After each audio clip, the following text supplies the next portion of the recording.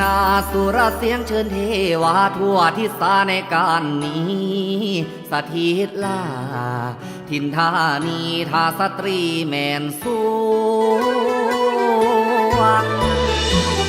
องค์อินทราถ้วยไทยผู้เรื่องใจไพ่ป่านงนางนาดรำพานทั่วแผ่นฟ้าทั้งปวงแปดทิศาบนเบืองอารามเมืองเมื่อแจ้งฤทธิลำสำแดงสาดส่องแสงเด่นดวงบารมีเลิกข้าพระบุญญาเลิศลำวิสุทธิ์สีดีงามข้าน้องนำมาคุ้มทวงว่ามาเยอะมายังว่ามายังมนทนวิธีบรบวนทวนที่เสด็จจากที่แดนสวงดวงผากามาลัยโรยปลายโรยรวง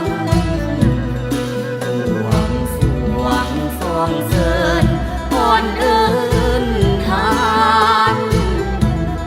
บาดนี้มารวมห่วมเป็นพยาน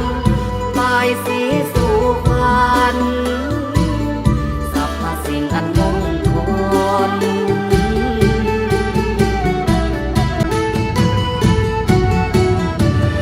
ยอมเทวาเจ้ารำพาเจ้าหลังมาโฮมเฮาแฝงเป่าในพิธีให้หุ่งเรื่องเรื่องสีบารมีโพดพายหมายว่าหน่วยพรสรรพสิ่งบ่วอนพังคมลงใสใครด้วยเฮาเอาว่าขอบุญญาคุ้มคงเขตพวงพวงยงใหญ่เลียนไหลล้นหลังมาโบกกำท่วมกลางเจ้ากระหม่อมข้าสารการน้อมมาแล้วพวงร่วมใจใกล้วันดี